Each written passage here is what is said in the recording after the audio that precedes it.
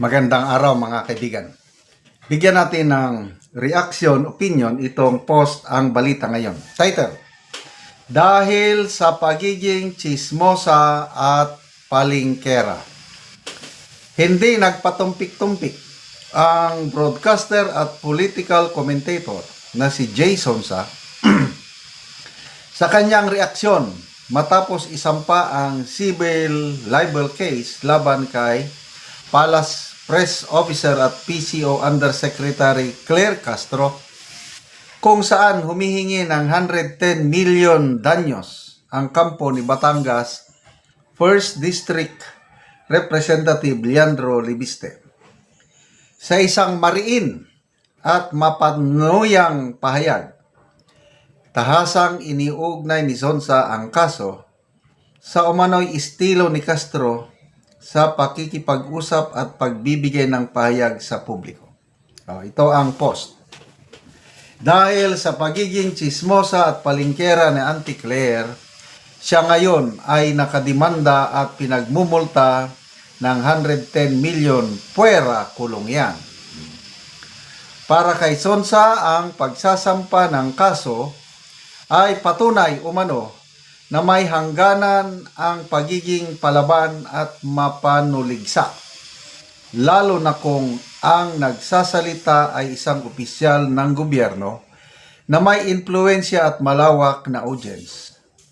Para sa kanya, ang hinihinging 110 million civil damages ay malinaw na mensahe na may kaakibat na pananagutan ang bawat salita, lalo na kung ito'y nagdudulot ng pinsala sa reputasyon ng iba.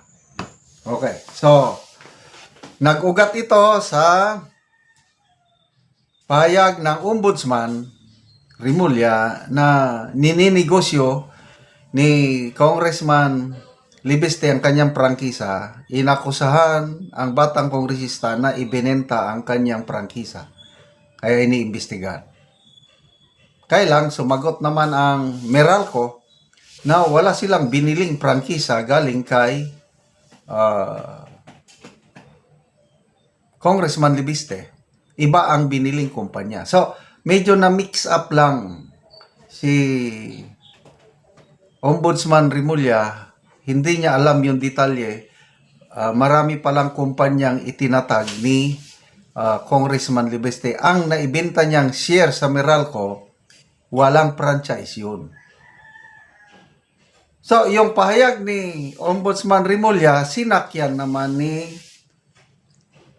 Jose Claire Castro bilang tagapagsalita ng Pangulo. Nagsasalita siya allegedly ng libelous statement laban sa kumpanya ng kongresista. Kaya nagsampa ng kaso.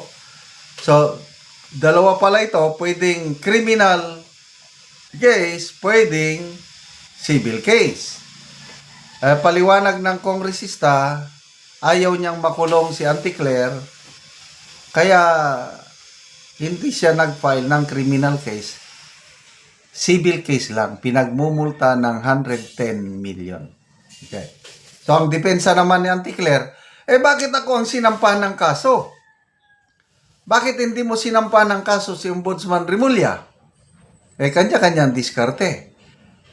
Ngayon ko lang na-realize, may nabasa akong post na impeachable official pala si Ombudsman Remulla. Kahit sampahan mo siya ng criminal case, wala pa rin. Hintayin mo na mawala siya sa pagiging ombudsman bago mo siya masampahan ng criminal case. Ganon pala yun. Kaya nakita ko yung wisdom ni Congressman Libiste na hindi na lang niya sinampahan si Remulla.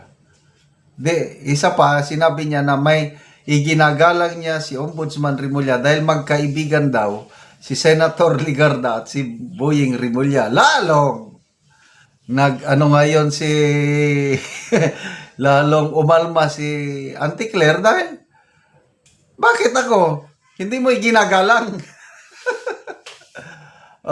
Yun na, sinampahan na ng kaso. Ano pa? Ah,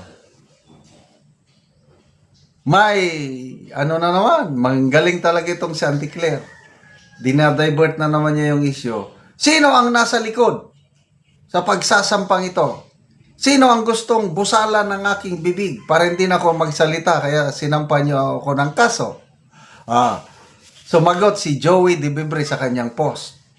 Kami, taong bayan, kami ang natutuwa, kami ang nasa likod ng pagsasampa ng kaso laban sa iyo dahil napupurnada na kami, nagsasawa na kami sa iyong... Well, ako personal ko lang ito. Walang kaamor-amor pag magsalita si Auntie Claire. Hindi siya yung spokesperson o tagapagsalita na ang hangarin niya is to unite people. Ang nangyayari is divide. Kasi ang style niya, sa aking pananaw, kahit anong mangyari, basta madepensa niya ang kanyang amo. Kahit anong mangyari, basta mapasama niya ang mga Duterte, ganun. So, hindi ganun ang Palace Press Officer. Nakasentro lang siya sa politika eh. Dapat, ang tagapagsalita sana ng Pangulo, somebody na kahit anti-Marcos ka, kailang dahil sa sinasabi ng Palace Press Officer, mabibighani o matats ka na, sige na lang, suportahan na lang natin ang Pangulo. Ganon sana. Kailang si Auntie Claire, iba ang kanyang dating. Kaya maraming na-turn off. May nagsasabi na, bakit negative na ang trust rating, performance rating ng Pangulo? Ang malaking nakakontribute niyan dahil kay Claire Castro.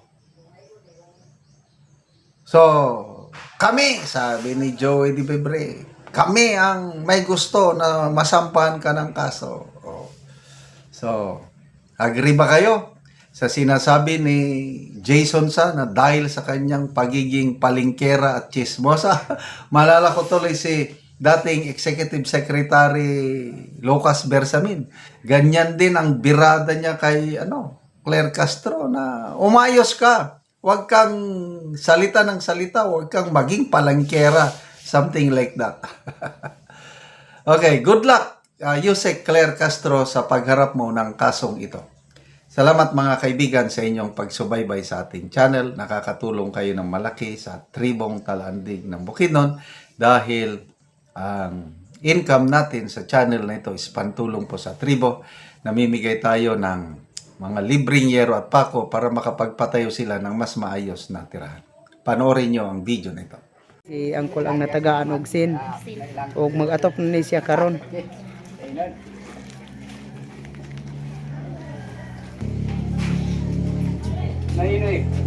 Og karon mo na ni ang kadako sa buslot sa balay ni Angkol sa natagaan na mo og yero. Ay dako akong pagpasalamat kay natagaan ko busin. So Katop na ko gyud.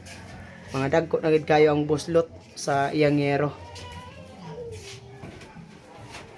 Nagtantang na gid si Angkol sa yero kay mag-atop na siya.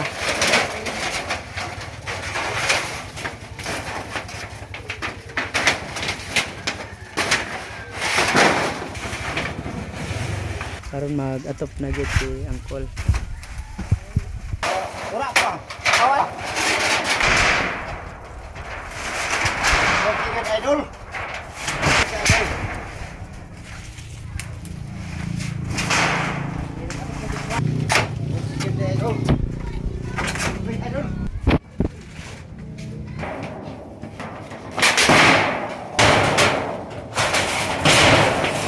Katap lagi si idol.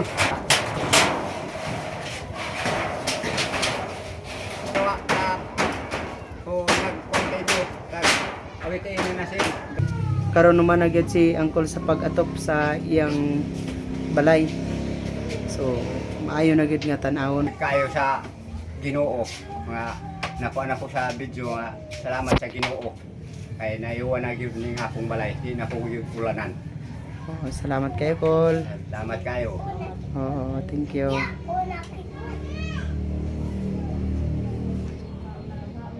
Tawsin, katop na tagyod.